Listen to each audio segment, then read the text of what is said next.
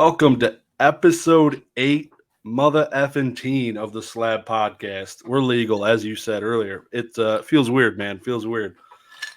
Amazing. How you doing tonight? 18 episodes. I feel like that's a stint, right? That's a stint for a little crime that we've done. Yeah, fantastic. How are you doing? Really Long good, weekend celebrating in Dallas, right?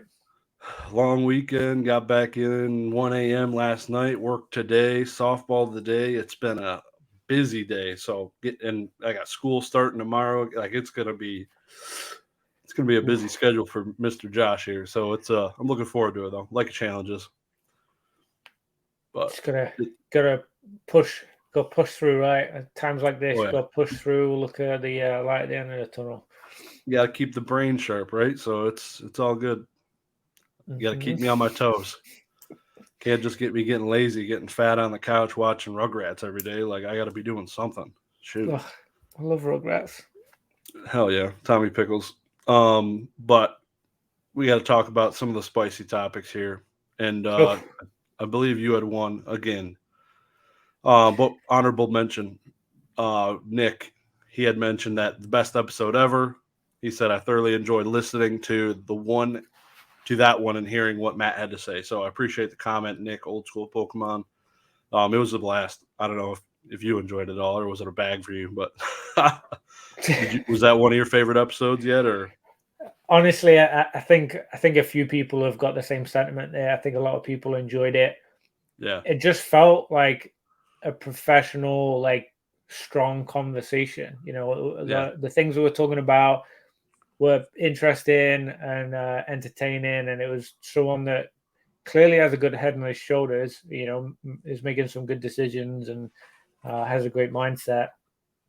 I really enjoyed it. Honestly, I was on a high after that interview. I thought that was brilliant. So, Nick, yeah, I appreciate you listening in, and I'm really glad that you enjoyed that, and everyone else that clicked that upvote and enjoyed it and listened the whole way through. I appreciate you too, because yeah, I loved it too. So thanks for leaving that message there, Nick. But I gotta say, Greeny, I did win the spicy topic again. Feeling bad for you. Like I guess I'm just letting you win at this point because Jesus Christ, I'm getting freaking sharded on. Yeah. I'll let you read it and take it away, man. Yeah. So we had a grading company that we were interviewing, and I said I think grading companies should work towards grading anything, and by anything I don't mean the sponge from your dish sink. I don't mean literally anything, but I do mean like collectibles, right? And a lot of stuff can be graded now with different places. Some of them are starting to intermingle. CGC, did that video, explained very nicely about their slabs for the video games, and I'm sure there's some other updates coming in from other companies that want to take market share from some of those things. But I really think that a grading company should focus on the bigger picture of grading collectibles and authenticating stuff. It sounds like CGC are doing some pretty big steps towards some of that with some of their more unique, special item stuff. And I know PSA, they grade like baseball bats and like weird tickets, and they do grade some like crazy stuff too, or at least authenticate, and slap them. So yeah, I think they all should be aspiring for that. Honestly, I don't think it's too spicy, but I think it's just a bit of a call out of like, hey, we need more from you guys. I think you touched on it a couple of times, maybe even last week in the recording, but having the consistency with label and company and your like set registry, your collection in one place, one database, that kind of thing. I really like the idea of that uniformity. I guess the concern that might be in some of people's heads and brains about that is maybe a bit of monopolization. Obviously PSA is massive. If they start grading everything, most people might grade everything with them. Who knows? I mean, CGC is taking a pretty big market share of a lot of the graded items at the moment, so we'll see. But yeah, what's your thoughts on that? I know I talked a lot there. I feel like CGC, BGS get crapped on. They're like, oh, BGS will grade it. Like they're like poking at them, like BGS will grade that. They grade anything. Like I think it's cool. Like Matt said, I thought like when he was talking, he's like, if it's got prominence, we'll grade it. Like the disco print test cards from Pokemon and the Blastoise Magic the Gathering back card. Like if it's got prominence, we'll grade it. Of course, it makes sense because it's a piece of freaking history. But I guess I don't get the shade people give to Beckett or give to CGC for grading these anomalies, these weird things. Beckett, I feel like grades a lot more weird things. So I don't know. I don't want to see everything get put in plastic. As far as collectibles go, and it's weird what you want to categorize. Like obviously video games aren't collectibles, but they're being treated as that because they're a video game. So like where do you draw the line? Like you got Blu-ray DVDs. Like when are we going to start grading Blu-rays and like the 4K Ultra HD DVDs? Like are those collectibles? Because VHSs are collectibles, right? Like where does the line end? So I don't know. I think there's definitely I like the niche pocket of money, comics, video games, Pokemon. Getting outside of that, getting into like toys to me even feels kind of weird, but I get wanting to encapsulate and preserve it. Grading that sounds weird to me, but I guess in the same aspect, people like I don't know, it just feels really weird because they're mostly like blister packs. So I couldn't imagine somebody ever grading a Pokemon blister pack, like that sounds dumb as hell. So, and that's all freaking most of the toys are. They're blister packs or weird boxes like that. So grading those, grading pops is all weird to me. But there's a market for people wanting to buy it. Like I said, I think I like the way people can preserve it, authenticate it. That's cool. Like I think like pack grading should just be authenticating because the grading is complete dog shit. So yeah, I like authentications, like professional sports authenticators. That's originally what they started with, authenticating stuff. Then like started assigning grades, and it effed everything up for the foreseeable future. But yeah, I don't know. I'm indifferent on it for sure. I like it and I don't like it. There's some things I like, but I like where we're at right now, kind of. Yeah, I think the other thing for me is I feel like I want to talk on a couple of things there. You're saying about pack grading and not really liking the grading part of it. I think I kind of agree. I feel like if it was authenticated and I looked at it and it looked clean and tidy and flat and not creased, then it's good. Like I don't know if I need a condition on a foil wrapper of a pack of cards. Like the actual card feels different because you do have like it's more of a specific situation, right? It's not just a piece of foil. Like I'm not too worried about the perfection of that. Some people obviously are. Some people pay decent money for it. But yeah, that one's a bit odd. The other thing is like you're talking about DVDs and Blu-rays. The kids use DVDs like right now. Is that like a thing? Do they? No. I feel like we're past that, really, aren't we? We're pretty much past that. Yeah, everything's like digital. So, I mean, even though my PlayStation 5 will play Blu-rays and DVDs and stuff, but like I can't imagine like people like kids buying DVDs for the PlayStation 5, right? Like to watch it. I can't envision it happening when you've got all the apps built into it that you can just watch it. So maybe we are at the cusp of them becoming, I don't know, like people wanting to see if they can get a Bluey DVD to save, to remember their childhood or whatever. Like maybe you are at the cusp of like it not being cool right now, and then in a few years it would be like retro to have DVDs and Blu-rays again. Can you think of a media that didn't become collectible?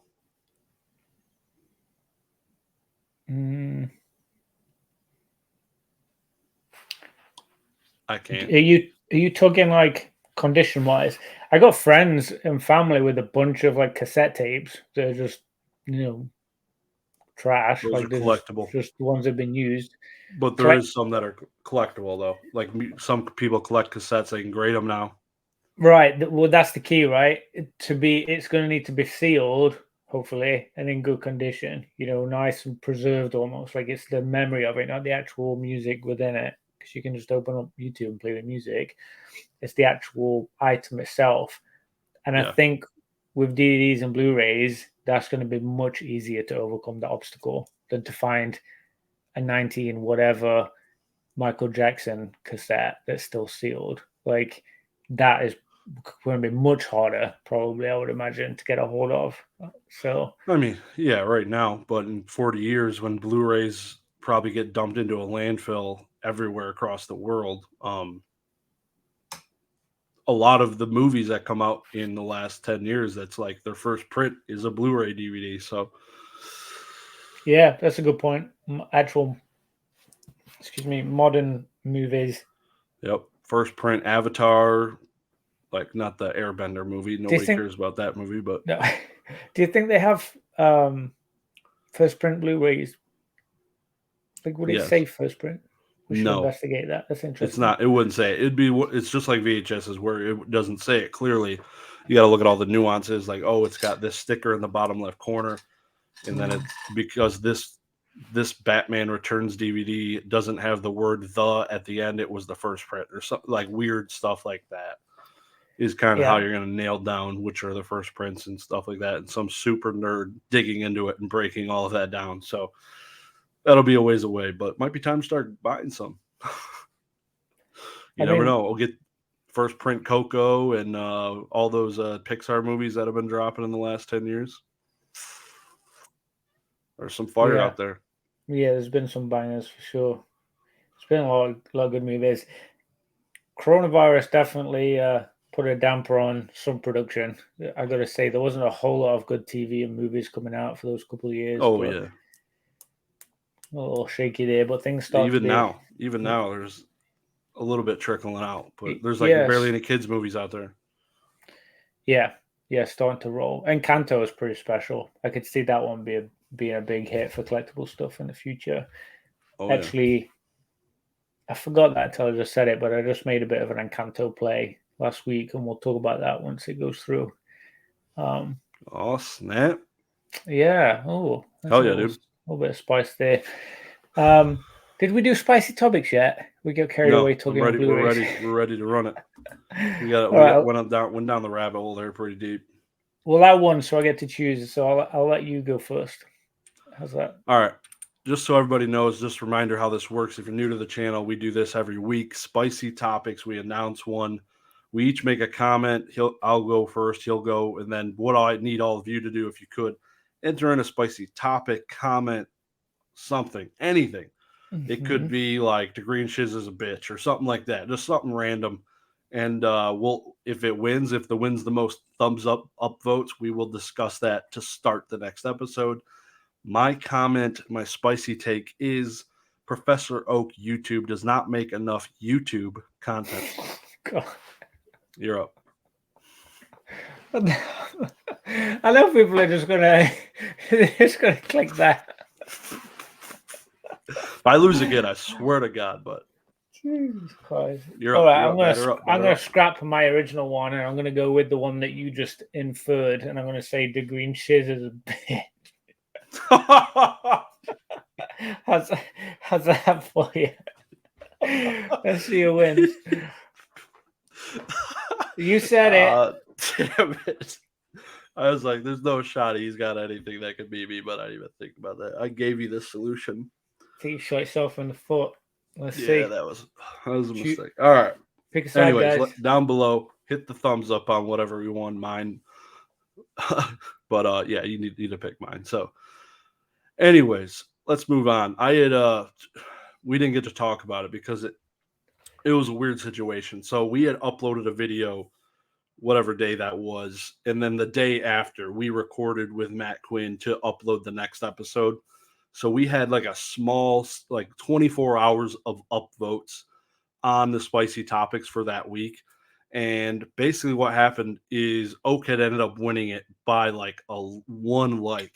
And then pretty much like 4 days after that transpired, I think it was Old School's comment of basically like him responding to me calling him a bitch, ended up being the winner, but we didn't talk about it because we had recorded 24 hours later. So just going to talk about it a little bit now. You might have gotten the story if you watched the last Flipz podcast. If you haven't watched that channel, go check it out. I'll link it down below in the description, but they do podcasts talking about Pokemon stuff and just general taking market questions and just any general questions from people that are in the hobby or trying to be in the hobby selling. And it's basically two guys that are full-time into Pokemon that host this podcast. So do recommend it. But yeah, so I called Nick a bitch, and I'll talk about it here real quick, just for those of you that watch this and don't watch Flipz. But essentially, what happened was me and him had talked last year at Long Beach Collecticon. He had pretty much, I talked to him, I was like, hey, I want a spot next time. We vend this.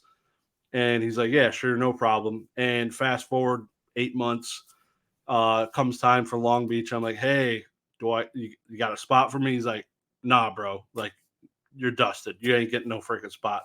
Basically, the reason was because there's this other Discord where you got to put your name on a spreadsheet. I thought I was feeling special above the spreadsheet because I talked to him in person. I'm like, all right, I'm chilling.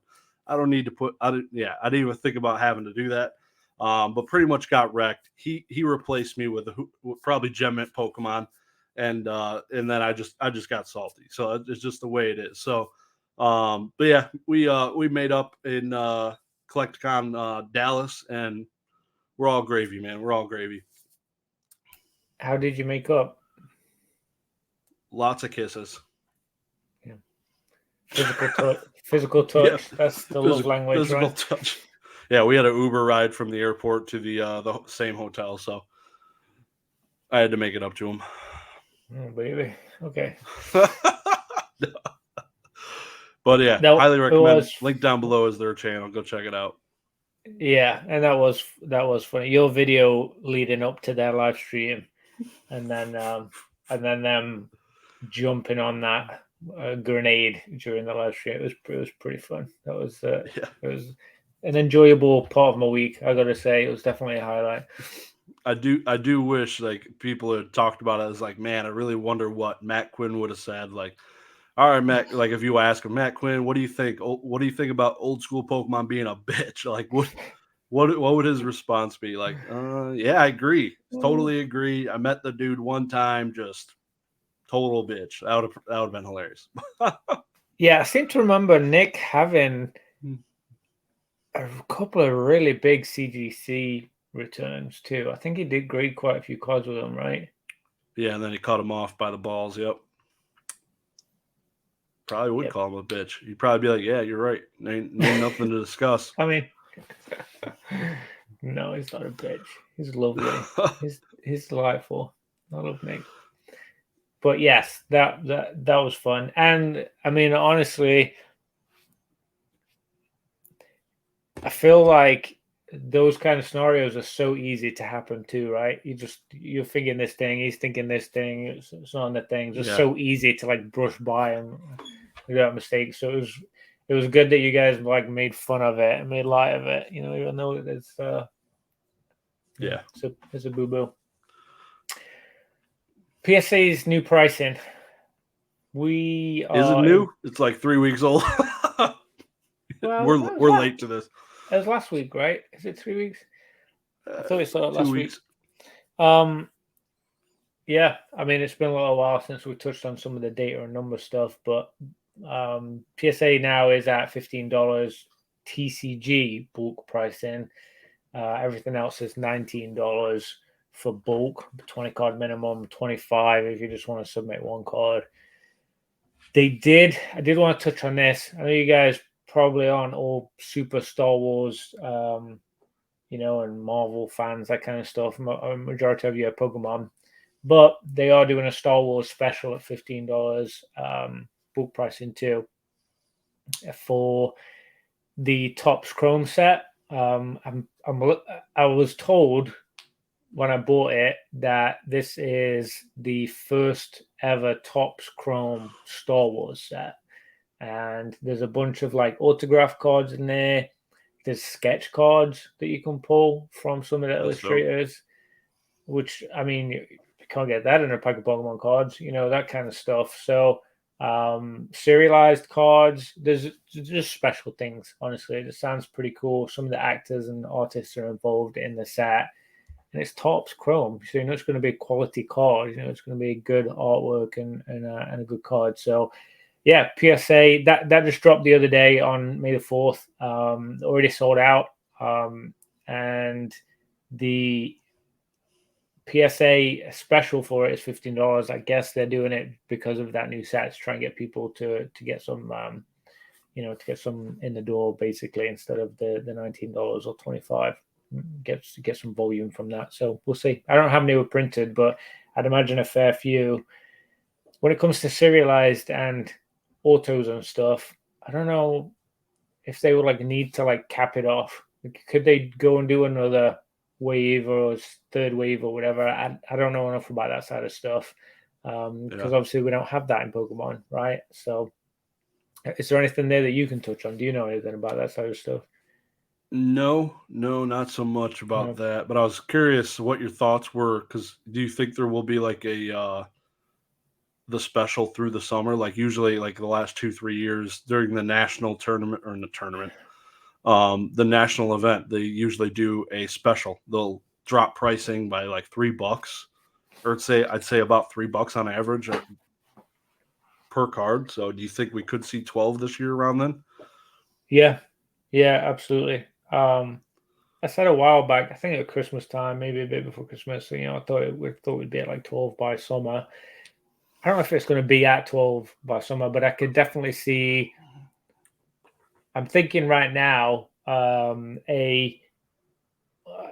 just like the Star Wars, a specific promotional pricing, like they used to with Windows Collect Club. When you could have $7, $8, $9 specials. I think I did a $9 special early on in the boom when it kicked off. I forget, it's a while back now, but I know there were some specials. Maybe they'll do a Pokemon specific one. Maybe it's TCG. They open it up a little bit. Who knows? But if they're doing one for Star Wars right now at 15, I feel like that's not too much of a crazy special at $15. So I guess I thought that would have fell under the TCG bulk anyways. It's weird that it's kind of got its own thing. Yeah, it's not a game, so they consider it just as any other card basically. Which again, I thought it was interesting. It's because it's just a collectible card. So maybe it's a case of combining them, throwing everything at 15, and maybe doing $12 Pokemon special or a $12 Marvel special or Harry Potter, or I don't know, something to, I guess whatever's releasing near that time too, to try and incite some of those, get some of the volume, get the market share of the grading even greater, I guess, which they already have. But it's interesting. So any Star Wars fans out there, let me know if you guys picked up. I ordered 2 booster boxes of it. I was pretty excited at the idea of getting a Darth Vader signed auto card, or a cool sketch card. Yeah, I don't know. I just thought, I was excited. I thought about, and it being the first Topps Chrome set, I was like, please, that's got to be a fun set, right? They must have put some effort into that. So some of the card arts do look pretty nice. They revealed they didn't reveal everything that's in them yet. That'll come out this week as they start to get delivered. But they did write a list of some of the cards, talking about the being serialized cards and auto cards. And there's a super refractor, which I guess is the most special one, and it's a gold shiny looking one. So yeah, who knows? I'll probably pull nothing. I don't have great luck with pulls, but yeah, it'd be fun to open. Oh yeah. So. Very cool. You didn't get any MetaZoo Topps Chrome, just going straight to Star Wars, huh? Skipping the good stuff. Yeah, I did. You know what? I didn't even know about the MetaZoo Topps Chrome stuff until it already been out for a little while. I guess I didn't get an alert. Just wasn't made aware of it from anyone. But I'd probably buy some. I'd probably buy a box if I get one at a decent price. Honestly, I think it's interesting. Hell yeah! No, that'd be. I was able to see some of it get ripped.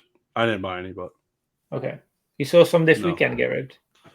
Yeah, and I'll talk about that real quick, and then we can jump into some of the gem rate data. But yeah, so Okay. this past weekend was Collecticon, Dallas, Texas, 2023. Had a hell of a time. Went out. I think I got there Friday like morning, and left Sunday evening. So the show is only Saturday and Sunday. If you haven't had a chance to make it out to a Collecticon, highly recommend it. It's just every other booth is at least some version of Pokemon. If it's not Pokemon, it's like pop figures, comic books, sports cards. Like there's so much like anime type stuff. Yu-Gi-Oh's there, tons of Yu-Gi-Oh too. That is ever growing every single time I'm there. Love to see that. Not as much video games this time, but I went to this not to vend. I went and was just a buyer. I bought literally a stack of cards here, not that big, just a stuff I want to grade. And the whole plan was to go there, buy raw cards, so to grade them, make some money back through that avenue, and try that for a little while. And I didn't, like I said, I didn't want to vend this time. I shot some video content, so I will be doing like a recap video on my own channel this week, hopefully, kind of going through all the cards and what I think, what I bought them for. Not going to do that sitting here with you, but had a great time. Friday, got to meet a whole bunch of people. Got to meet Charlie Herlocker for the first time, which was really cool, and a whole bunch of other people. So that was awesome. Just the atmosphere, hanging out with all these different people in the hobby, talking hobby. It is really cool. Actually, the first trade night I went to, which was Saturday night, they do one after the con. I actually bought more at trade night, which was like an hour and a half to 2 hours long, than I did at the Collecticon that day. So wow. It was pretty slick. I thoroughly enjoyed the trade night, probably because it was the first time I've ever really tried to do anything at there. Usually I'm just hanging out drinking with the boys, but it was pretty cool to kind of participate, going to meet all these different people, running into different people who actually knew who I was, which was pretty cool. It's a hell of an event, and Sunday was just as special. Like it was nicer because it was 50% of the people. Like there was way less people, so I was able to freaking move. Saturday was insane. There were so many people walking around, man. It was. I wish you were there. Sad you couldn't make it. I hope you get to make it to at least one more this year. That'd be cool. But which one do you want to next? Yeah, I think I'll have to. I enjoyed Orlando so much, and I was hurting this weekend not being in Dallas, especially with you guys getting together Friday, and I knew who was getting together. You know, Peak obviously I think was the one that organized it and organized a get together. Yeah, little tinker. But there were some diamond guys there, so yeah, I was hurting missing out on that. And girls. And girls, yeah. I did see that there were some pretty heavy hitters there. You know, some big YouTube guys, some big guys in the hobby. It would have been really nice to meet. But also, like, most of you are my friends. Like, so I was just wanting to hang out with you guys. It was fun in Orlando. I want to do that again, but we'll do it again. I'll make it happen. I'd really like to hear about a bit of detail without you going into the details about what you bought, but a little bit of detail about what was on display, like what was for sale. Was there a lot of modern? Was it Japanese? Was it English vintage? Like what kind of things were there? There was a lot of binders. Like what was the experience like as a buyer, like trying to look and find at Dallas?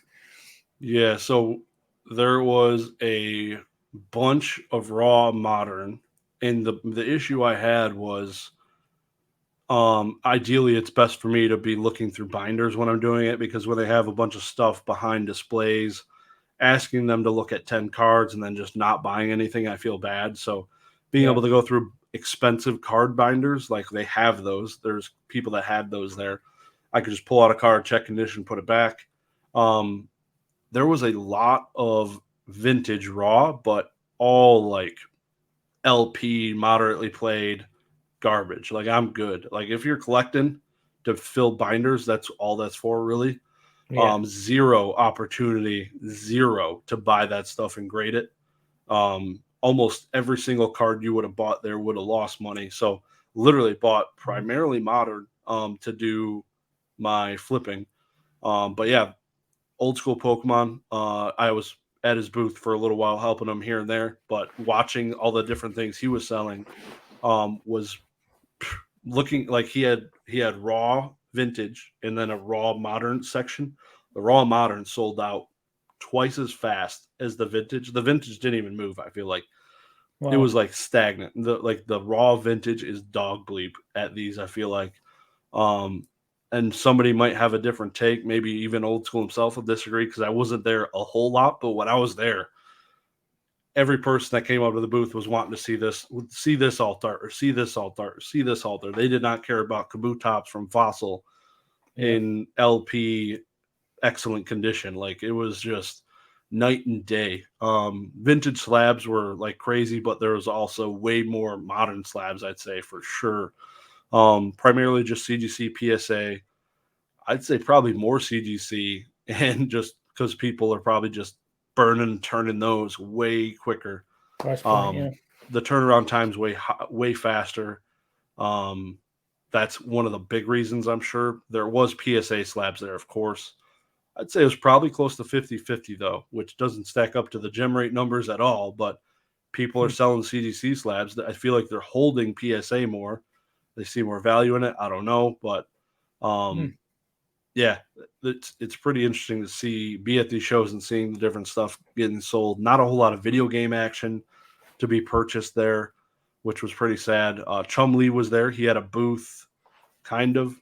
And I was talking with his friend. I was trying to do a deal with his friend. At one point, we had like $20,000 worth of cards on the table trying to do a trade, but ended up falling through. But yeah, it's a lot. There's so much crap, dude. Like I literally got around like 8 sections in the first day. 8 sections just because it took so long looking at all the binders, and man, it ate up so much time. It was crazy. I mean, that sounds good. Like there was a lot of stuff. Like there's plenty to actually look at and interact with and check into. I think it probably would have been way worse if it was like, maybe less sections available or less binders or opportunities there. It's kind of good to be a bit spoiled, I guess. So I'm glad you had some time. I'm sure you made some nice pickups. Oh, I bought some slabs too. And most of the slabs are probably PC things that I probably shouldn't have bought, but here we are. Oh, good. Can't wait to show those off. Yeah, I'm excited for that. That'll be good. All right. I don't know how much I want to ask you without going too much into like what actually happened. Oh, and I did open a vintage pack. It was pretty dope. So stay tuned for that. Like you ripped it on a video.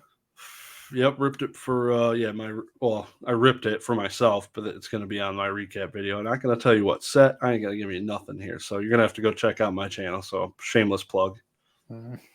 Okay. Well, let's breeze through gem rate data for let's hear it. April. PSA, 1.22 million cards. Of that, 557,000 TCG and non-sport. So roughly half. A little bit less than 50% of the cards are TCG and non-sport, which means 500,000 are sport. I guess memorabilia. That I don't know which side of the category that stuff goes into, but absolutely tremendous amount of numbers there. 1.2 million cards. It's just insane to think that they're knocking that many out in just 1 month. Yeah. Real quick. Do you think they work weekends? Yeah. You do? So yeah, I've like had 44,000 cards a day. I've had mine change categories as it goes through the timeline on a Saturday morning and late on a Friday night. Yeah, I've gotten emails randomly. Yeah. Yeah, so I think they work late and I think they work weekends. Yeah. Yeah, so yeah, it's a shit ton of cards. Sorry to interrupt you. A lot. Yeah, no, you're good. Yeah, it really is a lot. Looking at CGC's graded numbers for TCG, 57,000. So 10% ish, 11%, that kind of range of what PSA are doing. Very, very small numbers in comparison to what PSA are doing. So I think that shows a lot of like the direction they're going. It was a pretty big drop this month. It's like a 20 or 30% drop, I think, from last month when I was Real looking quick at on it. that. Yeah, sorry. Real quick on that one. That's if they stuck to that pace, that's 680,000 a year, which is like damn bad. Damn bad.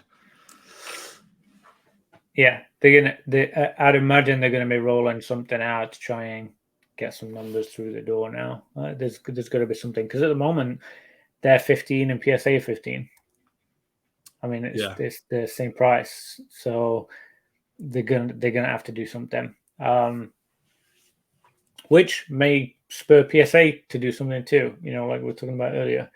If CGC does, they do seem to follow suit a little bit, and that's why the pricing is so similar. BGS is $16, so they're all right at that same mark right there. But going into that, BGS did 56,000 total, so they did less than CGC did in TCG. BGS did 56,000 total of all cards, not just TCG, and they did 25,000 in the TCG category, so less than half of what CGC did. So they're not fantastic right now either. They're not doing a whole bunch of numbers. That's got to feel a little bit of a pinch there in comparison to the boom that they were experiencing. SGC did 94,000, so almost double what BGS and CGC did, but of that, only 9,000 was TCG. Pretty low. It's definitely a sports guys grading company. I like it. Do like some of the sports cards in the Tuxedo slab. I gotta say, I do like the look of them. I think if I was going to grade some sports cards, I'd probably send some to SGC. You know, just to get that cool look. But what do I know? I'm not a sports card grader, so maybe one day. But I do like the look of them. So yeah, some interesting numbers. But I think it just solidifies again that PSA is holding strong, and the other guys are they got it. I don't know, chasing the coattails. I don't know what the phrase would be, but yeah, definitely got market share. PSA, huge market share. I think PSA is so favored right now. Even if CGC dropped their rate to like 13, and as long as PSA can keep up with demand and turn within 2 months, which they are on their bulk, I don't think they're going to be losing market share if even they kept $15 price tag on their grading. I don't think they'd have to drop their pants on their pricing. I feel like they could stick to it as long as they're keeping up with the turnaround time. People know PSA 10s are extremely liquid, especially for Pokemon. Like it's like 10, 20x any other TCG's liquidity. No other competition. Like it's not even the same wavelength. So people know what's up with PSA. So yeah. You know, something I did recently, a little insider tip for you guys. I'm looking at some auctions on eBay, and quite a few of the 9.5 CGC cards. I saw quite a few that went for a little bit less than the 9. And I think it's because people don't search for 9.5. I think people search for either a 9 grade or a 10 grade or whatever. Like, for sure. I just don't think people are really searching for it. And I saw some of them go a bit cheaper, even though technically, I mean, it's very like minimal. Obviously, it's 5% difference, but very, very minimal. But the price point was on quite a few slabs that I saw when I did a bit of data research for like 2 hours ago the night. And yeah, there's some deals out there, some stuff that would probably PSA 10. So keep your eyes out there, guys, for 9.5s. Don't let them slip by you. If you are looking for something really strong for your PC, you can get something possibly at a better price, and you could hit a 9. And CDC 9s, I've seen some rough ones. I've not seen too many bad 9.5s. I think there is a little bit of a. I say it's close, but there's. I guess it depends when and who did it. You know, obviously subjective, like we've talked about before, but just something to slip in there. Yep. Yeah, it's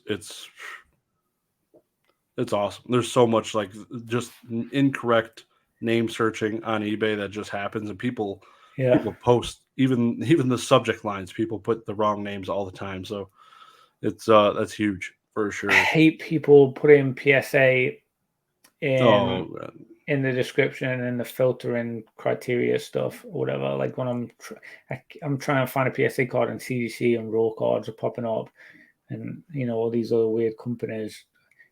That Pokemon's is the worst for that for sure. Oh, it's pretty bad. Probably my least favorite thing about eBay. Honestly, Yeah, it's really really bad. But you know what would fix that is if they integrated the scan, right? The scan into eBay. So you scan your slab and boom, it pulls a listing up. Every criteria that PSA is assigned to that card, the exact card comes up. You just set your price and shipping. Done. Sold. Yeah. Uniformity. Yeah, no TCG player which they acquired they could do that for raw cards. Mm-hmm.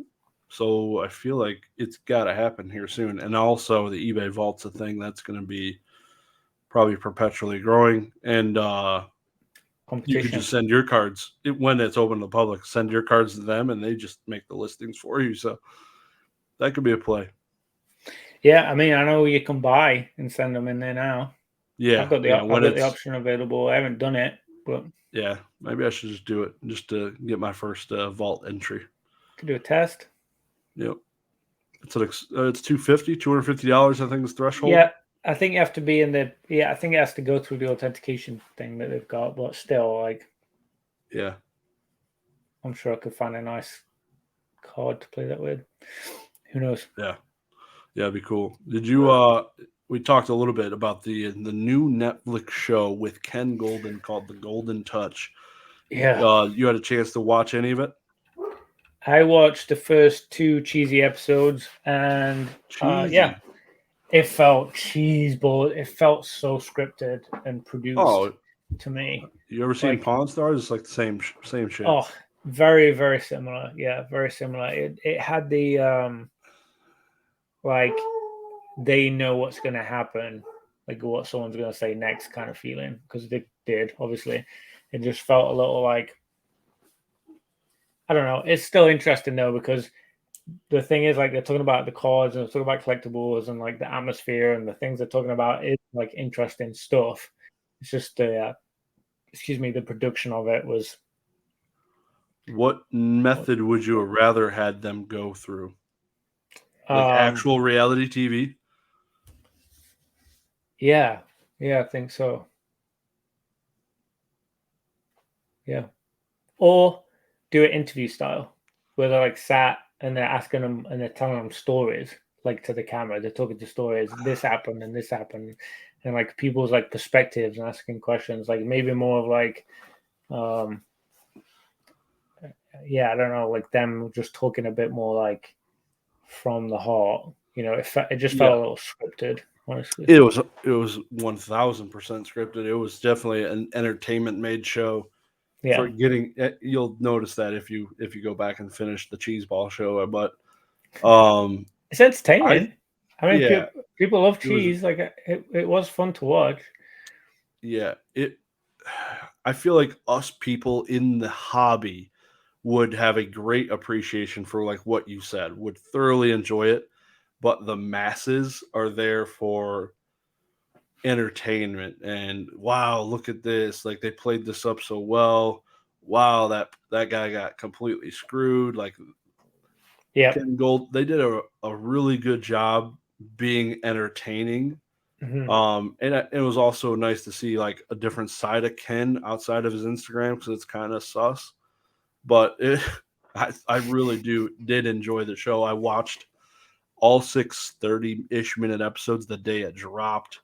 I had an extra 2.5 hours to spare, or whatever, the 3 hours. instead of just listening to podcasts and stuff like that, I just watched that show while I was doing my eBay buying and selling. But yeah, I do recommend it. Go out there. It's on Netflix. Just check it out. Watch a couple episodes. There is a first edition base set box break that did occur that nobody even knew happened towards the end of that, which was pretty cool. But yeah, it was definitely on the recommended list. Yeah, I'll have to go finish it. I think I watched the first two. I forget now. Maybe it was three. It was first 2 or 3. But yeah, I'll definitely get that finished. It's interesting, and I think it's just good to know like a little bit about what's going on. Like, what are other companies doing that are in this hobby, in this community, in this field of work, that kind of stuff. I think it's good to just keep your finger on the pulse of that stuff. And I feel like I did learn about Golden. Like, I'd learned about Ken, I learned about their process and like what they do and the kind of way they structure their business, like stuff that I hadn't really consciously thought about before. So, and I don't know if I could have found it out the same way, as it was with that production. But yeah, it's pretty cool.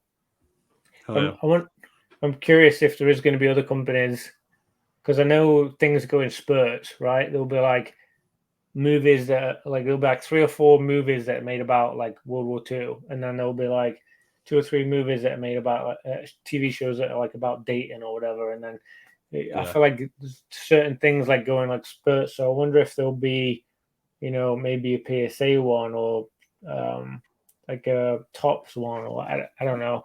I'm still waiting for something to come out with the Fanatics. Like, that's got to be surely a Netflix show. Fanatics taking over and like becoming this behemoth of trading cards in the future.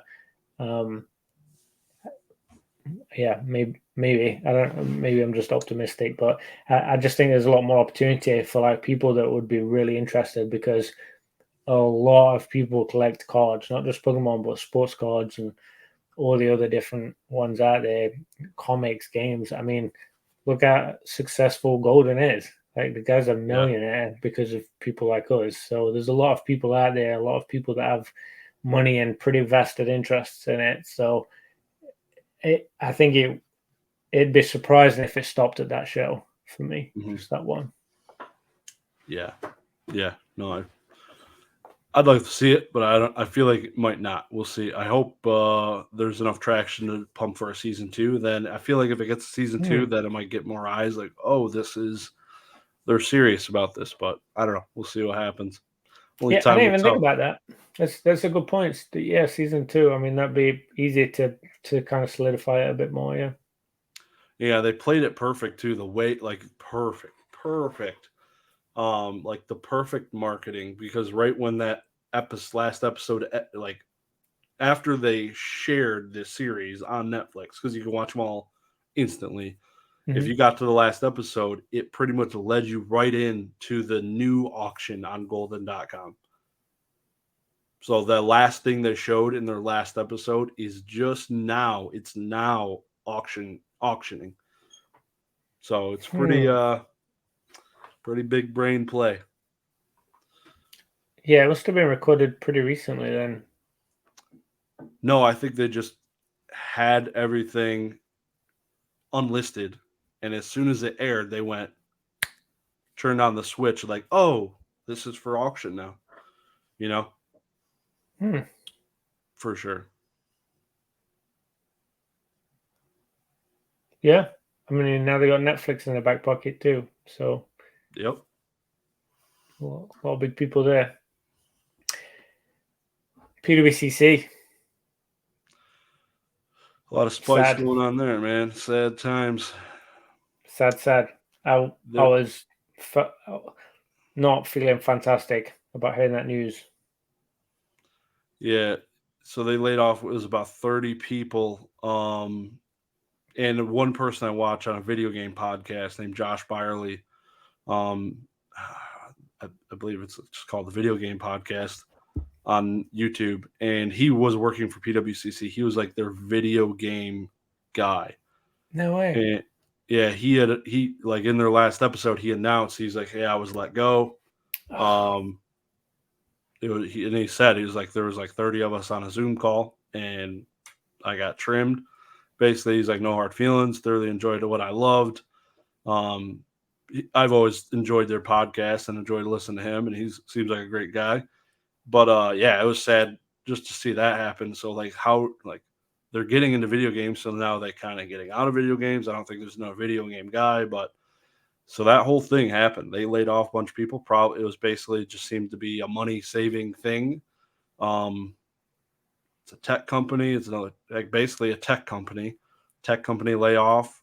30 people is a lot of people. Almost simultaneously, I was having issues getting things shipped to me from their vault, but see how it goes. I got a couple more things I'm going to ship to myself, and I'll see how that goes. But it feels like that might have gotten better. But it seems like it was a no. No, I definitely need to touch on this when we finish talking about this situation because I'm mad. That's like the one thing I'm mad about right now. Let's hear it. PWCC firing your freaking staff.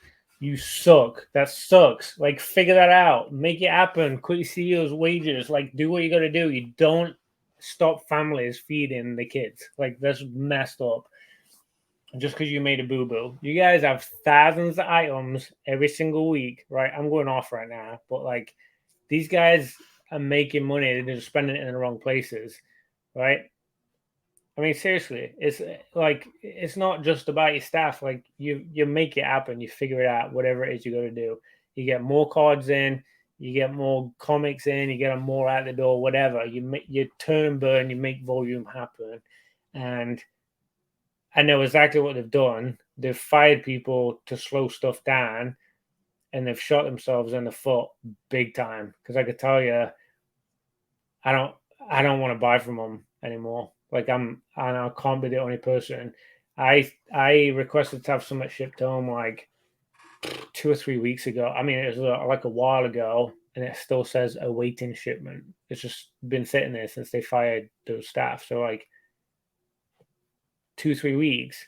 Like you're freaking kidding me. Like I've just paid you like $20 to ship me my items home because you're charging a processing fee to put it in a box.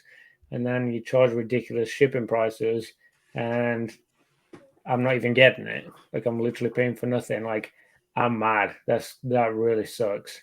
You know, I think what made it worse, what built on that for me was there's a couple of people took in the Discord that they'd sold some items from their vault, and they were trying to ship them to their client, to their customer that they purchased it from, and they're not shipping out. So now they're screwed because they're relying on PWCC service that they're paying pretty high fees for, like one of the most expensive fees in the industry, and they're not even getting a service, not even bad service. They're literally not getting service for that cost, even though it's gone from the credit card, it's paid for. I paid for shipping 3 weeks ago, and it's still sitting there in their vault. That's a long time. Yeah, it's terrible. Like absolutely dreadful service. So it's not just all these families, and as a manager myself, I've quite a lot of management experience. You always think about that stuff, but you also have to think about the people that stay in, because there's a lot of staff, I would imagine, at PWCC that are very stressed right now and not having a good time because they've had their only co-worker that supported them and worked with them together is gone, or their boss is fired, or the person at this job's fired, and now they've got to do it. I don't know the ins and outs. I'm talking as though I'm just inferring from what's happening, you know, from what you just said and from my own personal experience, what other people have said. I'm guessing on what it is that's happening, but they're in a bad spot now. And somehow they still have thousands of cards and thousands of things in auction. I think there's like 9,000 things at auction right now. That's concerning. That's down. It's down though, but yeah. It's down, but they don't have the capability to ship something that I paid for shipping for like 2-3 weeks ago. I have 3 orders that are sat just waiting to be shipped. Like, and it can't just be me. There must be a lot of other people in front of me that are just sitting. And so, did they just fire the whole shipping department? Like, is their content team doing that now? I don't know. I don't know what's going on, but I wonder if when the announcement of the firing happened, if a bunch of people are like, withdraw, and Not they just surprised. then all of a sudden got, oh, we need to ship 20,000 things this week. We're effed. So I feel like that could be part of it, but I also feel if the shipping was okay, like I could feel like if you're pained by getting stuff shipped to you really quickly, then I would probably not buy stuff from them. But not shipping to them. What? Would you communicate to your customer though? If your customer bought something 2 weeks ago, you don't just post them for 2 weeks, right? Yeah, you get a negative feedback for sure. You're effed. Right? You do like a PSA or an open letter or whatever you call it. You'd say something to everyone, or you'd send an email. They've got my frigging email. They've got my number. They call me when they want me to send them stuff. Right? I'm in their registered premium program or whatever it is. They want me to send them items to sell, and they want me buying stuff. But then when I actually need their service and they take my money, they're not doing anything. You know, I feel like they've really screwed up. They're in a really bad spot right now, and maybe that's it. Maybe everyone else is thinking the same, and they're trying to get out. I can't blame them. But honestly, the conflict you've got is that like people are going to be still looking in there because there's going to be stuff at good prices because people aren't buying from there anymore. There might be opportunity for that, but that's great if you can get the item. I can't get the items I've bought. Yeah, I wonder if it'd be different if, probably not, if you just drop shipped it to your house instead of when you win the auction, just putting it into the vault, just drop it, ship it to yourself. Oh, I did. Yeah, so I did. I don't know. Yeah, it's weird. Literally straight after the auction, I went in. I paid as soon as I think it was like the next morning or whatever. Like it like kicks in. Went and paid, shipped straight to home. But the last 2 orders, and then today I just emptied my vault. Because I was like, I still don't have my items. I'm just going to throw it in the queue because it's going to be a month or 2 months, 3 months. I don't even know when I'm going to get the vault ones back too. So I was like, screw it. I'm just going to withdraw because this is silly. Like I can't get my stuff, and I need to be able to access it. The only way I can access it if it's on those shelves right there. Yeah. Yep. Yeah. Sorry to sound super negative there, but like, not good. Guys, tell me in the comments like your experience. Tell me it's not just me that's going through this because it took about 2 weeks. It took about 2 weeks for my video game, and I was the day I was looking up the tracking, I'm like, hey, what the hell's going on? It said out for delivery. I'm like, all right, what's that? That's weird how that worked, but it was about 2 weeks. So too long. Yeah, it's way too long. It's a long time. Crazy. Yeah, I remember in the boom, Heritage Auctions was taking like 30 to 60 days. Like they were brutal back in the boom. But for good reasons, right? The exponential growth in sales, right? That they didn't keep up with. Yeah. This is self-detriment. Yeah, for sure. Probably, for sure. Yep. I don't know. Probably chalk it up to that for sure. Give me my stuff, PWCC. Little tinkers. All right. Yeah. Let's go on to something more positive. Have you seen the Mew in the new 151 set? So what I saw was like an uncut sheet of them, blurry as hell. That's might have been the most. I might have seen like maybe 1 or 2 other teasers. When does that set come out? Do you know? June? It's June something, I think. I don't remember the exact date. It's pretty soon. It's coming. Is that the next set? Paldea Evolved. Then Paldea, and then that's like straight after. So I don't know. Well, I don't know if it's like. Is it though? I don't know. It's close. Yeah. Am I thinking Japanese? I might be thinking the Japanese one. I saw the Japanese Mew in that set, and it's really cute. It's like an EX?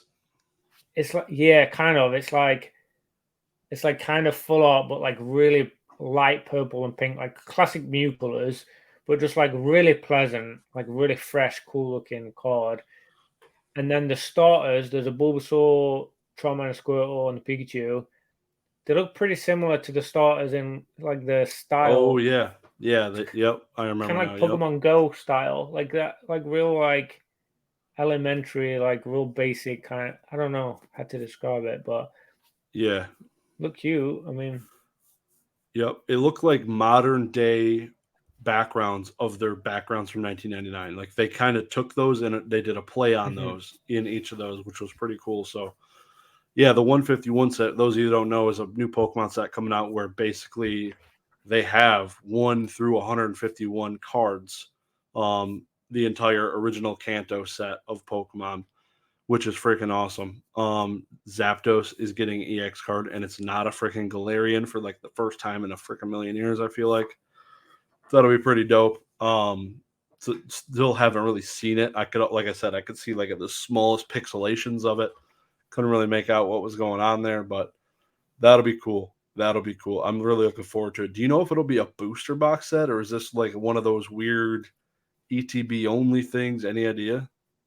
I thought it was that like long box set thing, like almost like a premium collection style. I don't know if it's. I haven't seen anything about a booster box. Because it's all modern cards, so I feel like it could be a booster box. Like they're not reprints; they're all like new cards in the new format. So I hope it's a booster box. It might also be one of those things where they just throw it in like every type of product there is. There's like in collection boxes and tins and just everything it could be. Yeah. I'm not sure. I feel like there's a bit of mystery around it. Like more They're doing a good job. Yeah. Right? Like more so than usually in the sets, like, oh, like this is league, that's league, this is what we're gonna get. This is a couple of things, and then it feels a bit more clean cut. This still feels a bit like, oh, what's going on? I don't know. Do you know? No, I don't know. Do you know? Like it feels a little bit like not things aren't quite as clear, which it's kind of like exciting. I kind of like that. I don't know. Don't speak too soon. You're gonna get all these drops tomorrow. Probably it's gonna be rough. Yeah, I don't know. I did see that the Mew though. That I thought that was a cute card, but we'll see. I saw Alakazam too, which Alakazam was pretty fire. Kadabra is gonna be printed for the first time in that set since Skyridge. Yeah, the guy. The guy that was the reason for him not being in the TCG for a while, he was pretty big on TV in England. He lived in England, and he's from like Holland or Germany. I forget where he's from. He had an accent, but he's not the greatest person. Like he sues a lot of people, like does a lot of like lawsuits type things. He tries to take like a lot of IP stuff for magician type things. And he used to he got caught out for being a fraud, but he used to like bend spoons with his thumb and tell people that he was doing it with his mind. It was like the weirdest thing. But like people loved it. It was like primetime Friday night, Saturday night TV. This guy was like big, like super famous. Puggy PhD. I'm trying to think who else is English. You guys that are listeners in English, tell me in the comments. You know exactly what it is that I'm talking about. I want to hear your feedback from when you were a kid and you used to be on TV. But yeah, he like really screwed it up. So that's a really good point because I think that's really special. Like having a card that we haven't seen we haven't really ever seen. Like it just hasn't been a part of the TCG. 2003. I mean, it's missed 20 years. Like it just hasn't been a part of it for so long. That's a pretty cool, pretty special moment. You know, it's not the biggest Pokemon or whatever, but I do love that little victory for us. That'd be cool if they hit them with like a secret art because that's something that they haven't really shown as any secret rares. That'd be dope. Like pay a tribute to them. That would be pretty dope.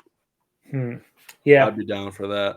We got a whole generation where I like to think they're going to unleash that beast and just do, like you say, like some really cool stuff with his artwork. Yeah, it's a nice thought. It deserves it.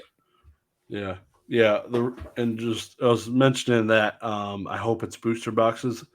So I've been looking for another modern set to kind of just buy and sit on. Been waiting for one that I know is just it's got a bunch of gas in it. Essentially, I knew. I think Paldea Evolve looks good. I mean, ETBs, but I don't know. I got special taste, and I need to see certain things to make me flip a switch and be like, "Yeah, I'm in." The only two things I'm sitting on right are I'm sitting on the Yu-Gi-Oh 25th anniversary like things, and also some Lost Origin stuff. So I'd love to flip Lost Origin into one of the next bigger things, and I think 151 could be it, or maybe I'm waiting till next year because Lost Origin's on a freaking run right now. So maybe I just hold it and wait. But I feel like, yeah, it's almost 170 a box. What? Yeah, selling at around 167 right now. I didn't know that. Yeah, so I've almost 2x'd on that. I bought them around $92 a box, and yeah, Wow. so I'm looking. The whole goal in me doing that, I bought a bunch of cases of them at $92 a box. I was like, all right, my next plan is when it's time, I'm just gonna turn these and turn it all of that money into the next set that I think is looking good. So I remember you talking about that in the video. I think that is, if you get it right, I think it could pay off very nicely. And it sounds like you have. Yeah, original investment was $5,000, so we're looking almost 10 grand in product. Obviously, fees, selling, shipping, all that crap. But also, it's pretty simple to sell booster boxes locally on Facebook. They're pretty liquid, so that's how I sold my last Evolving Skies case. So that's definitely an avenue. I've gone to LGS's like, hey, you need booster boxes? Hell yeah, dude. Here's a decent price. Like, yeah. So they're pretty easy to sell, booster boxes locally. So I don't have to ship them a lot of the times. And yeah, so looking for that next hot set. 151, if there's booster box options, might be the play. I need to see some of the secret rares and stuff, but if there's some banging secret rares, dude, I'm telling you, might be stepping into that bad boy because I'm interested. So the important part for that, what you're trying to do is the purchase price, though, right? So is that a case of trying to get a deal on eBay in person, distributor? Like, how are you planning on the next set to get the optimal price? Yeah, so the last time, like the Yu-Gi-Oh 25th I mentioned, I did all of those buys at retail off of eBay. It was only I say only for me. It's not as much as Pokemon, but it was like $1,500 in that. It's a lot, off of eBay at retail, knowing that was undervalued. So basically, that's what I would do for the next set. It would be TCG Player, eBay, or an LGS that has a butt ton of product. Those exist. That's where I actually got all of the Lost Origin. It was a shop that was like primarily sports. They're like, I'm good. You can come buy all of this at retail right now, or at whatever, $90, $92. Wow. So I did, and yeah, so I'm looking all different areas, but I have no issues buying off TCG Player, eBay if I know the set is stonks. I know prices are up a little bit too, right, for distribution. So yep, I'd be curious what an LGS would be buying a box for. The low end of the cap might have jumped up a little bit, but the high end has maybe jumped a bit too. That like range has maybe shifted a bit. Yeah, I feel like some of the new boxes were like low 110, 115. I feel like I don't know where the Scarlet and Violet base is now, but I feel like that's what their low was. When I checked it yesterday, TCG Player. Oh wow, so it's back down to like original. Yeah, it hasn't really changed much. So yeah, so that makes complete sense. The right around the buy-in will probably be right around there. Like I said, it'll be at retail price because I don't have distribution access. If I did, it'd be even though like you're limited, like they don't let you, like if I had distribution access and I called them, it's like, hey dude, I got 60K, give me every Lost Origin I can. They'll be like, all right, here's 4 cases. I'll be like, whereas eBay, I can buy as many as I want and don't do it unless you have a really good idea that it has a chance of moving. It's good for me because I work full time. I got school. I got kids. Being able to buy it, set it in the freaking on the whatever in the closet and letting it gain value without me having to just flip constantly is nice to have that kind of just happening in the background. Yeah, almost passive.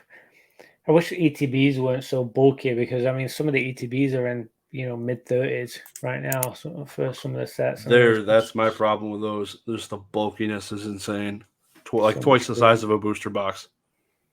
And a third of the product in it. Yeah, I mean exactly. less than a third. Really, yeah. There's nothing in it. So yeah, it's interesting. They look cool though. Yeah. Yep. I think those I didn't get any. I don't think the Paldea Evolved Pokemon Center ones with the promos, the Pokemon Center stamped promos. That's first time they've done that.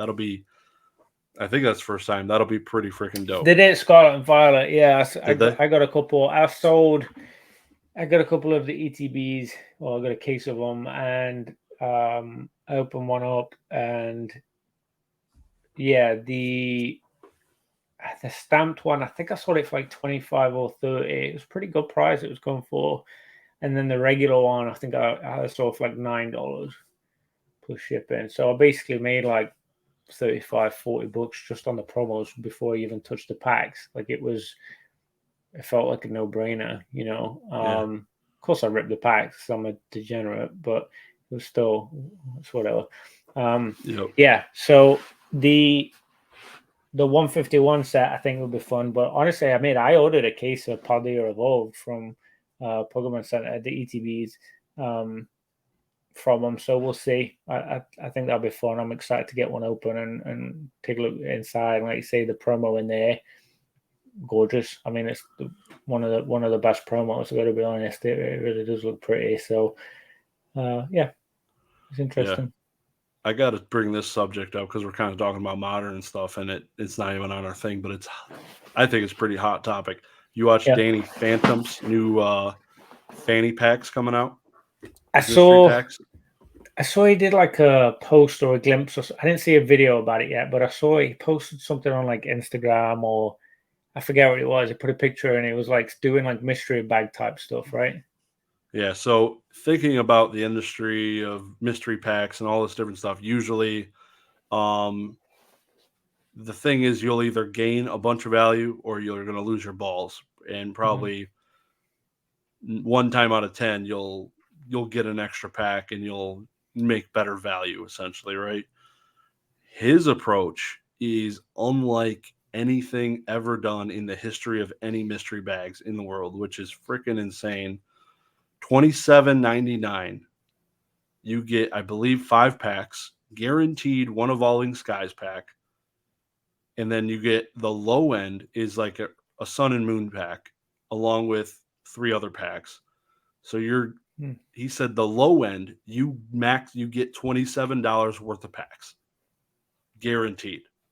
He bought them. Basically what his plan was is he bought all of these packs low at the cheap, like obviously because he's been in the game forever. He bought all these packs at the cheap. So in his brain, he's like, okay, this Evolving Skies is $4 pack. This is whatever dollar pack. So he's putting them into these mystery boxes kind of with his old mindset and price to give back to the people that are supporting his channel, limiting it to 2 per buyer. I don't know how we can do that.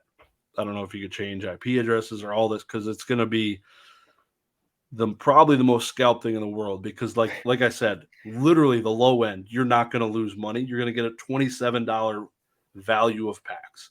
You can get a Jungle pack or a Team Rocket pack. Always vintage in there too. Oh my god. Literally the low end, you're getting a Sun and Moon pack, Evolving Skies pack, Lost Origin, and a couple other packs. Low end. And he said it's literally $27 worth of packs. Is it sold out? Hasn't gone for sale. This weekend it's going for sale on his website. No announced time, under some hidden item in his website. And yeah, so he's hoping it doesn't get botted. The dude's insane. I think it's going to be probably one of the most scalped things I've ever seen in my life. I don't see, it's a play to buy that and hold it because you're getting. Yeah. I mean, Full it'd be value. fun. It'd be fun. It sounds like it's probably doing like a volume game there. Like you say, it's not the price point. It's not trying to like take a huge margin. It's trying to do a small margin, very small margin by the sounds of it. Yep. And He then said, yeah. Yep. optimize on the volume, which is good. Like he wants to appeal to as many of his subscribers, many of his community as possible. It definitely makes sense.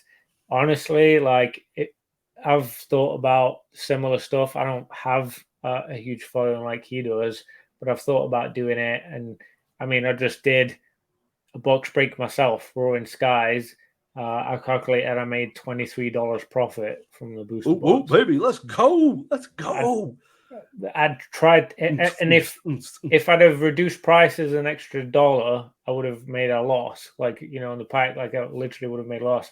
I tried to, as close as possible, get it to cost just to have fun. Like, I just wanted those guys to have fun together. Many of you guys listening bought into that and appreciate it. And you, And Greeny. sold through eBay, so you're gonna get a 1099 on all that.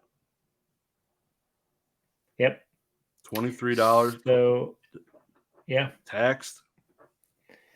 Yep. So I kind of get it, honestly. I don't know if it's because I don't know. I just want to enjoy it. I want to have fun with you guys. Maybe I could optimize it a little more. Maybe I should. Maybe I'm an idiot. Maybe he is. I don't know. But I like the idea of what he's doing, and I think that's a way where he's probably still making money. Like he's not going to be doing it for the fun of it at that level, because I would imagine that's a lot of time and energy into heat sealing each pack and putting in labels and just the physical components of packaging and shipping that many items, as well as buying them to start with. It's obviously sunk a lot of hours in, so I'd like him to make some money, but it sounds like it's a volume game. So Yeah, I would guess his price into the packs might be like $250 a pack times 5. So you're talking $12.50 is his original price into it. The value of those, Evolving Skies is like $10 a pack now. But so say $12.50, and then you tack on the shipping. His cost into it is it's probably $20 max.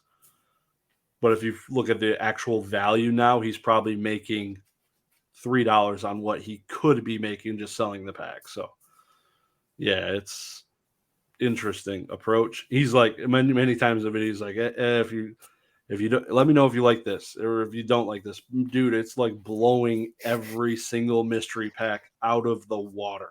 There is zero contest across any TCG, Yu-Gi-Oh, Pokemon, like Pokemon Revs is packs. 50, right?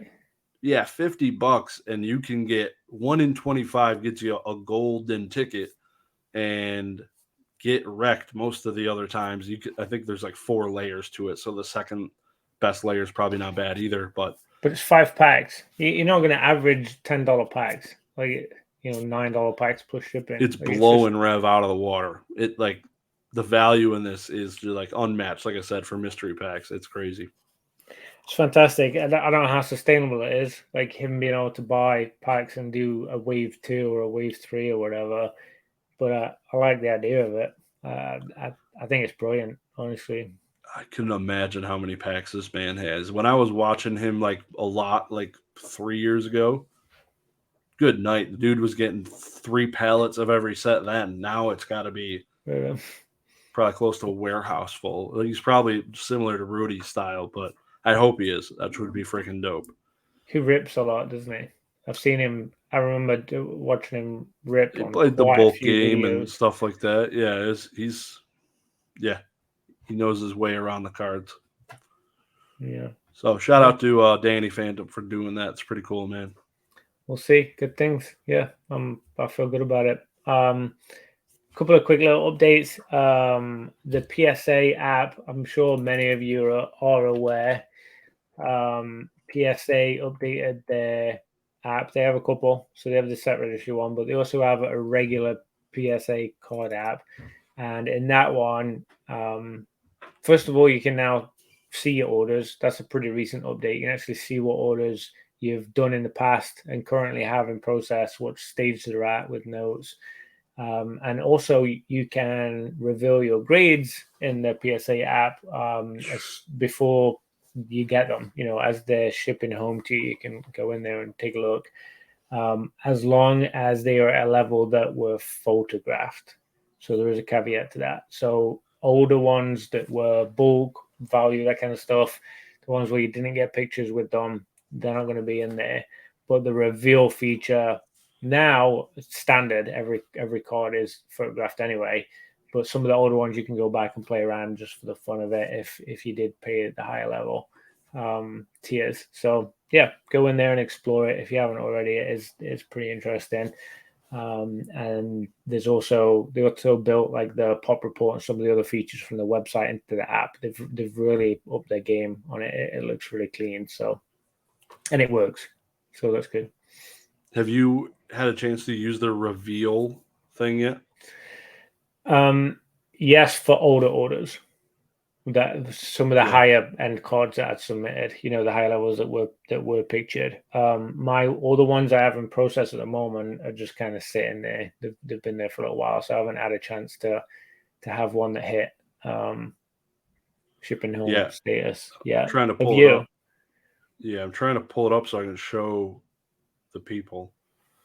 And I don't know if anybody's out there is familiar with Hearthstone.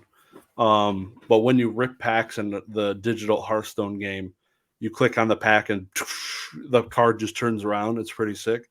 It literally gives me the same vibes. Like, look at this. So here's a card. You literally just toggle it. You're spinning your slab, and you can see what it is. And it's pretty freaking dope. Checking the front and the back. And you could just go through revealing your cards like that. It is pretty freaking sick. It looks literally clean, took me right? back. It looks so clean. I really want CGC to do this. Like, it is so damn clean, dude. Yeah, the devs did a really good job making that so clean, and it works really well. Hell yeah. This is so nice. I never even had the PSA app until I saw something about that on Instagram. I'm like, yep, install. Like, I need to do that because that was pretty cool. Well, and that's why I want people to know that it's there that don't already, because I had the PSA app just to check certs. Like, that was pretty much all it was useful for. It was basically a cert checking app, and I used that every week, like all the time, sometimes several times a week. A lot. I used it a lot. So when they did the updates and added these features in, where like I could actually see my account stuff in there and see orders and check other things, fantastic. I mean, they've really made it much easier. I think next step would be submissions. Obviously, being able to do a submission from there, but I mean, you got to print your labels, your packing slip thing for it. So yeah, I don't know if they're going to do that. That might cause a little bit of a sticky situation, I guess, if people do it on the app and then they're like, "Hey, you got to print this." People are going to panic, so they might want to keep pushing people for submissions to a laptop, just in that mindset. But we'll see. I mean, at least build it, even if you don't finish it. At least be able to build a submission and get it ready and save it in your account, which you can do at the moment. That'd be good. That'd be helpful on the go. Yeah. Oh yeah. Something sidestepping that, going to the next topic. I wanted to talk a little bit. And I probably should have used it as a spicy topic because it seemed to get a lot of discussions and talks. And I'd like to hear kind of your thoughts on the whole thing. And I hope I don't confuse you, but basically we had talked a little bit about the MetaZoo Topps Chrome set dropping. I don't even know, in the last month. And for those of you that don't know what it is, it's like the Pokemon Topps Chrome, where every single card is a holographic, 4 cards per pack. There are a possibility of numbered cards, probably some numbered to 100, some numbered to 50, some numbered to 1. And what Steve Aoki did and the owner of MetaZoo, Mike Waddell, did, they both had put bounties on cards of their likeness. So inside of the Topps Chrome set, there's a Steve Aoki 1 of 1 and a Mike Waddell 1 of 1. And they both put a bounty. I think Mike put a $10K bounty and Steve Aoki did a $30,000 bounty. So those two guys, Steve Aoki's co-owner of MetaZoo, if this was printed and made by Topps, not MetaZoo, but Topps has purchased rights to print MetaZoo cards on cardboard. So there is heavy interest by MetaZoo to see that this is successful so that they can do it again. Like, why wouldn't they want Topps to buy into this again? Do set number 2, set number 3, set number 4. So them putting the bounties on these cards to me just felt really weird. It reminded me of the Wada Games incident at Gold Silver Pawn Shop on Pawn Stars, where the CEO walked in and he was like assigning value to Wada graded games, saying, "Hey, yeah, this is worth 1.2 million, or this is worth 750,000." Just like there might not a like he might have known of private sales, but maybe they didn't really exist. But it just setting that floor price or like an estimated price, either shilling that up is another word people use, their favorite word. But for Steve and for Mike, they had basically set a floor price or maybe even a ceiling, however you want to look at it, that, okay, now this is worth the gamble of me ripping these open perpetually to try. It's literally like a gambling lottery ticket you're playing there. And obviously they, like I said, they have interest in it succeeding. It just feels kind of not great to me. It's weird. I don't know. What are your thoughts? I got two main concerns that like spring to mind. I think with it, the first thing that I'd be worried about is them doing that, but then people buying it and holding it and stores trying to sell it and like all the different places that they go to, right? They go to collections, they go to pack breakers, they go to people that are going to rip players, stores, like they're all over the place, these boxes. And then someone gets the golden ticket. Like, I feel like that has a pretty dramatic price, like, influence on all the other ones that haven't been opened yet, right? That they thought could potentially have that golden ticket. Exactly. If I was Mike, I would not want the people that own those boxes to feel like they have a worthless box. Like, that is the least, like, good company future, like things that bode well for the future of a company. Yeah. There's the least beneficial direction I would want to go. Like that to me sounds terrifying and probably to the demise. So, but that's being naive and trusting that that ticket is randomly given out and it's not going to be given out on a box that's sold in a year's time and controlled somehow. We don't know if it's random. Like someone had to put that ticket or, you know, that card, you know, both of the cards, whatever, like had to put that into a pack and then into a box.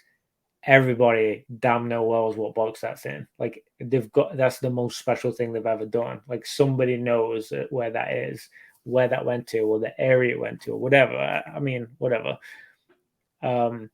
But that would terrify me, knowing that there's going to be a lot of upset, disappointed people that feel like they now own something worthless that they've just spent years building that brand on. Like that's terrible.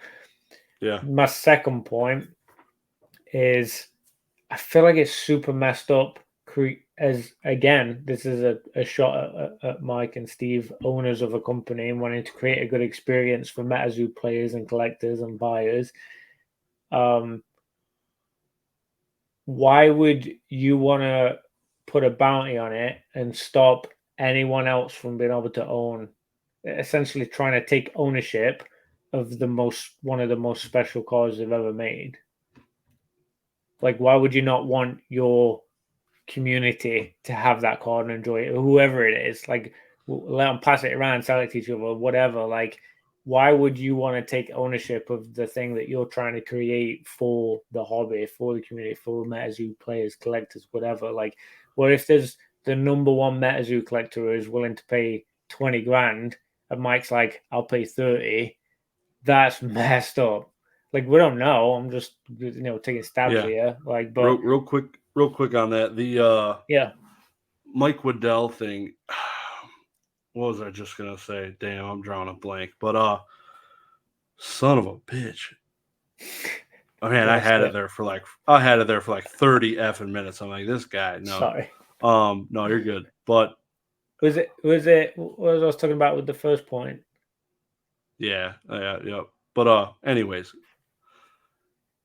for me it's messed up. Mike Waddell coming in 30,000. Oh yeah, I remember I was gonna say basically I think it's cool like because it's Tops made. It's not MetaZoo made. So Steve Aoki's a collector boy.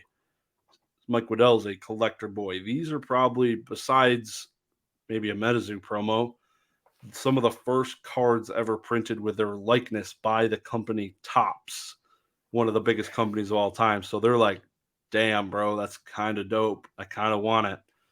But they own some of the IP behind it. So that's what's like, it's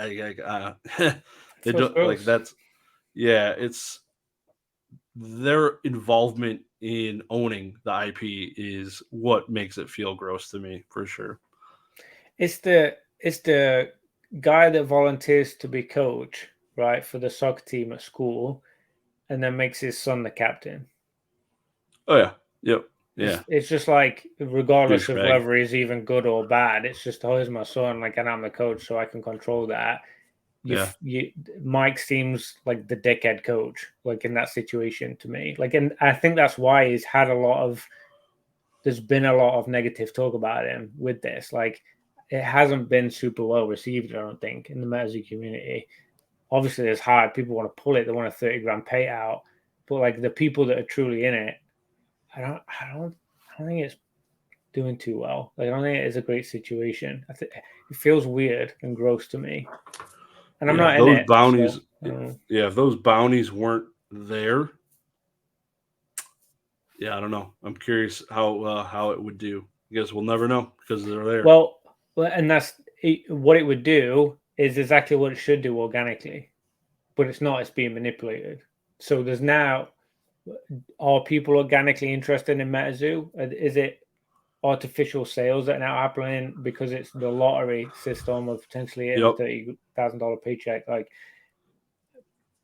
I don't know. I don't like MetaZoo could collapse after this, honestly. As far as I can. So you probably got all these little Timmies down the street that are buying into this, like, wow, yeah, this is the value of this is pretty good. It's doing well. The prices are doing well. This is solid because of what happened with the pumping. And then you look back to the next Topps Chrome where they don't have an Aoki or Waddell card and they don't put a bounty out. And the Timmy's invest into that one thinking this one's going to do just as good. They're going to have to do a bounty now. Get wrecked. Now they've set a precedent now. Like, that's a thing. Like, they're going to forever have to do it with every set. There's going to have to be something that's going to want to keep those people buying. Because a lot of people, I'm sure, are only buying that box now because of that $30,000 paycheck, not because they want MetaZoo cards. I'm not gonna lie. When we were ripping them at Collecticon, Gem and Pokemon had a box. We were ripping through them. Everyone was looking for the Aoki, or at least I was. I'm like, oh, trash. But yeah, that's all I was looking for. Looking for the paycheck. I'm not aware of anything else in there special that I'd be looking for. I mean, that's the thing, right? So that just completely disregards the whole IP. All gone. I mean, yeah. I had the same feels for Wada when Dennis was doing that. It just feels weird giving cost to your already graded game. Like Matt Quinn did it differently when he came in and he's assessed things on Pawn Stars. They weren't graded. It was just a raw item assessing value to those. But when it's in your slab and like you're manipulating the market, which is it's icky. It's icky. I don't like icky. So I don't care. You can do whatever the hell. It doesn't affect me at all. I don't give a F, but I don't like people that do icky things. So I look the other way, and it's not something I'd buy into because it seems icky.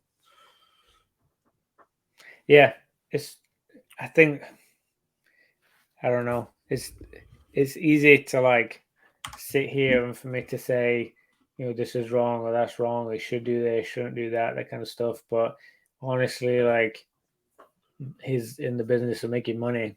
Clearly, you're not in entertaining MetaZoo lovers or collectors or gamers, like, because it's he wants to drive sales, which, I mean, it's business, right? Like, sell them, do whatever you got to do. It's cutthroat, you know. A lot of companies do that. A lot of big companies do pretty terrible stuff, and it's quickly forgotten, you know. So Yeah, government included. there's a lot of different areas of the world where bad things happen, and it's pushed under. Like, this will be forgotten about very quickly, probably. So, but yeah, we should end on that note. MetaZoo, do better. I'm stealing your phrase there, Josh. And PWCC, do better. don't get me back on PWCC. Love you, but do better. Yeah, I mean, we've had good times, but I'm really disappointed right now. I really am. So, negative one this week, guys.